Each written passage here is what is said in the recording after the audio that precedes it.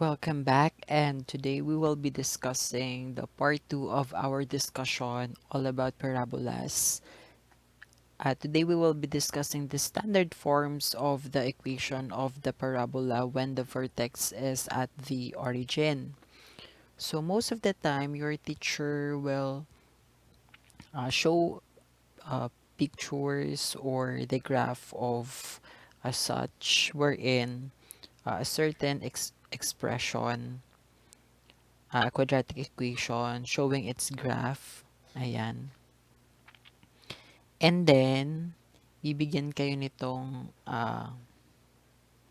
table kung saan nakalagay ang, ayan, kung halimbawa ito yung standard form, okay, we have x squared minus 4cy.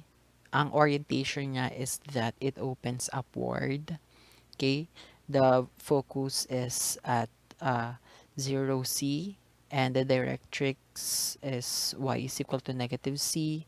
The axis of symmetry is the y-axis, or the x is equal to 0.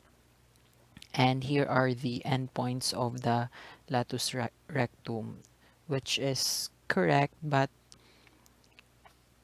most of the time, kailangan mo siyang i-memorize or i-familiarize. But siguro ang mas dapat nating pahalagahan ay naiintindihan natin kung paano nakuha itong standard form.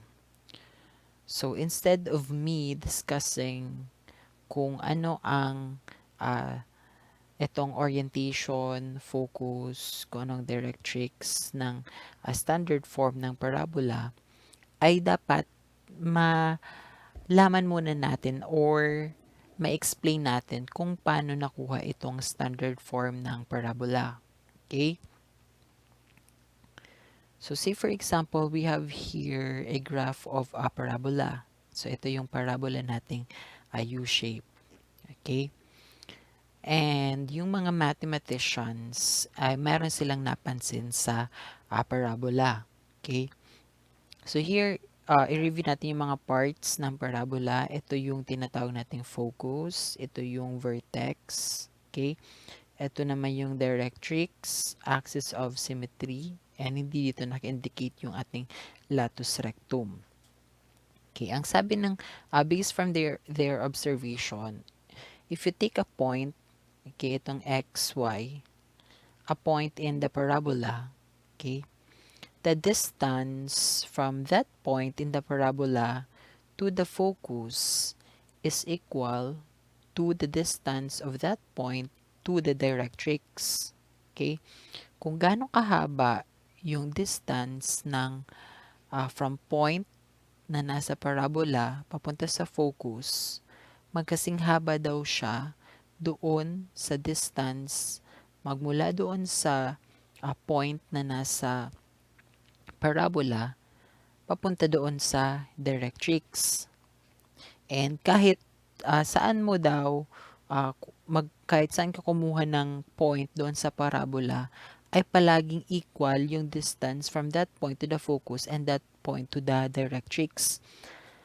Kung masyadong mataas yung point, parehas pa rin ang distance from that point to the focus and that point to the directrix.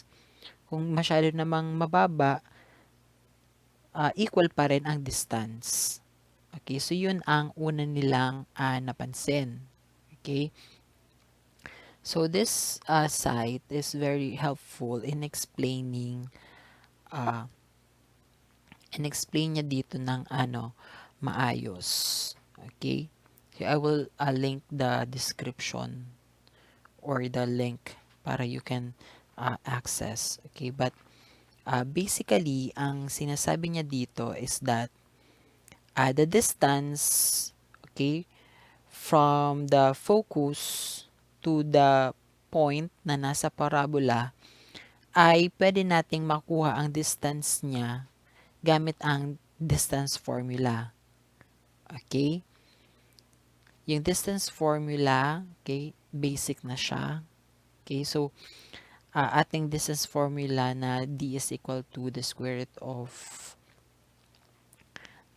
x, kasi x to, okay? Minus 0, kasi yung nasa focus, yung x niya, x coordinate niya ay 0, okay?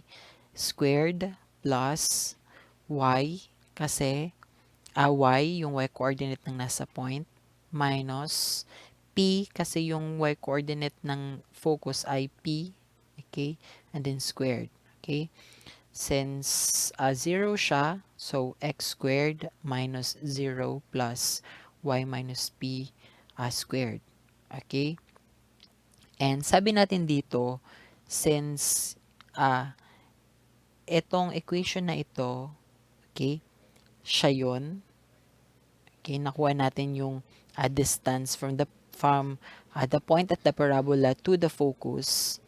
Ito yung equation niya. Square root of x squared plus y minus p squared. Okay? Paano naman natin, dito naman sa isa pang distance, okay, ang sinasabi niya is that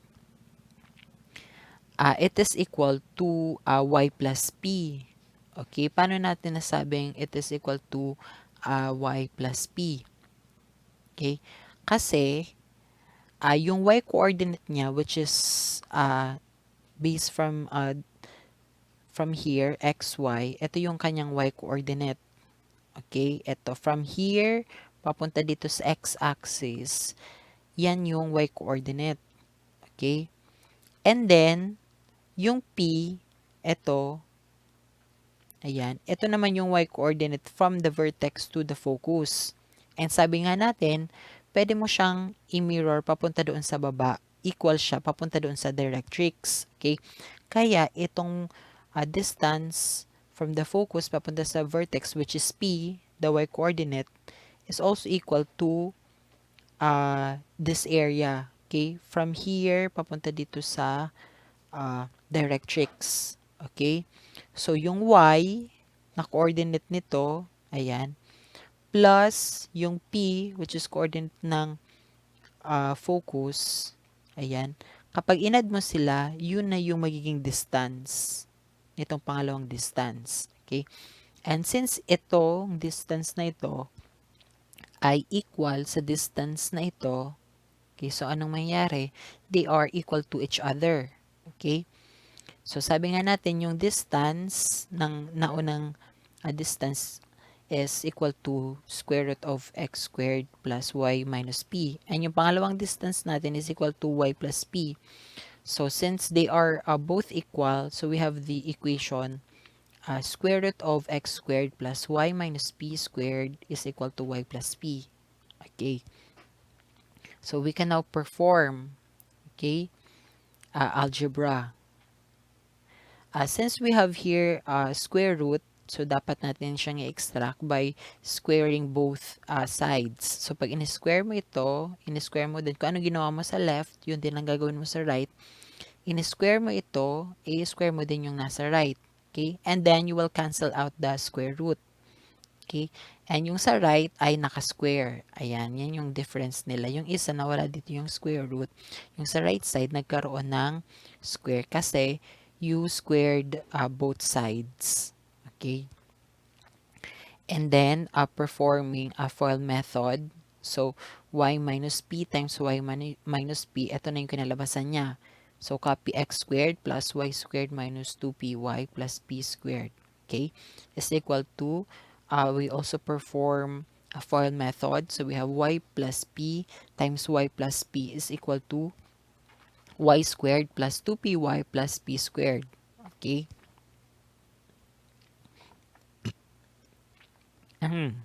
So, ano nang gagawin natin? So, we will now cancel. Kasi merong y squared dito, merong y squared, so we cancel out. Okay? Meron ditong p squared, meron ditong p squared, we also cancel them out. Okay? So, ang natira ay x squared minus 2py is equal to 2py. Okay? Using addition property of equality, okay, minus 2py minus 2py. So, ang nangyari is x squared is equal to 2py plus 2py and 2py plus 2py is equal to 4py. So we have x squared is equal to 4py. Okay? Kaya yan ang naging standard form. Okay? Kapag it opens upward, the orientation opens upward. Okay? And you can find the pattern. So lahat ng parabola na ganyan ang itsura, ang standard form ng kanyang equation is in this form. Okay, x squared minus 4cy. Okay, dito c ang variable, pero doon sa site na ginamit natin ay p. Okay, so you can change the variable kasi multiple lang naman siya ng 4. Okay, kasi pag present siya ng yung teacher, syempre, ang first question mo, saan galing yung x squared? Syempre, sasabihin nila, ito yung standard form if the vertex is at 0.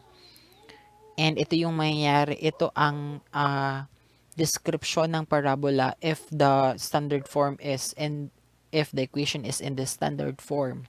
Okay? And as a student, we must ask, okay, not just to our teacher, but to ourselves, bakit? Saan galing tong 4cy? Okay, so that is the explanation. Okay? And they will find the pattern na kapag ganito ang parabola, ito palagi yung form ng equation. Okay?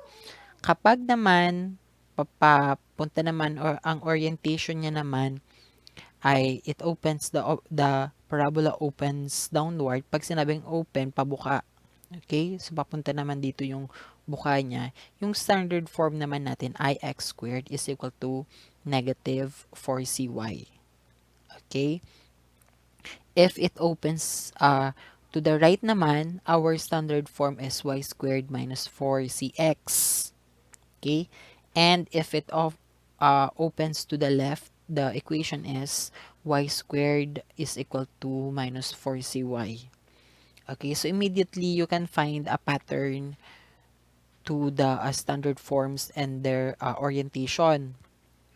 Okay, kapag x squared is equal to 4cy, syempre it's positive.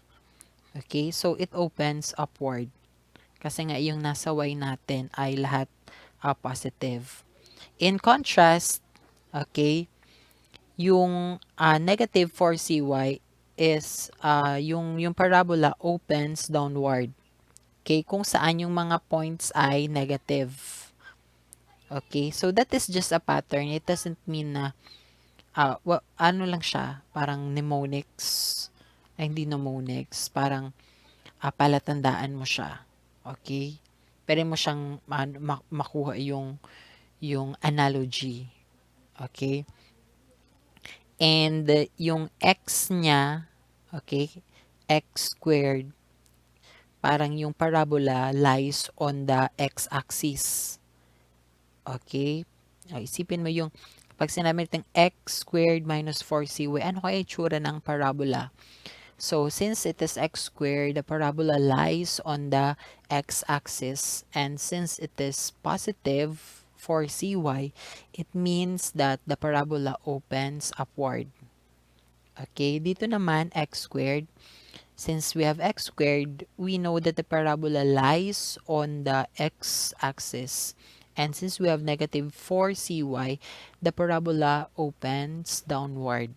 Kung saan negative ang points na nasa y-axis. Okay? In contrast, kapag we have y squared, the parabola lies on the y-axis. So, nakadikit siya doon sa y-axis. Okay, yung ulo ng parabola ay nakadikit doon sa y-axis. Pero hindi mo alam kung nasa left or nasa right. So, nakadepende yan kung positive 4cx, so the parabola opens to the right. And kung negative 4cx, the parabola opens to the left. Okay, ulitin natin ha. Yung merong exponent na 2 or yung squared, dyan po naka-lie or nakadikit yung ulo ng parabola. Kapag x, ibig sabihin nakadikit siya sa x-axis. And kapag y, nakadikit siya sa y-axis. Okay? Yung orientation naman is nakadepende kung positive or negative. And you take reference to the signs in the number line. So, alam naman natin yung nasa taas ng y ay positive. So, it opens upward kung positive for cy and opens downward kung negative for cy. Okay? Dito naman, kung y squared, so nakadikit siya sa y. Kung for cx, it opens to the right kasi nga positive yun nandito sa x-axis and negative naman dito sa left. So that is the standard form of a parabola if the vertex is at the origin or 0, 0.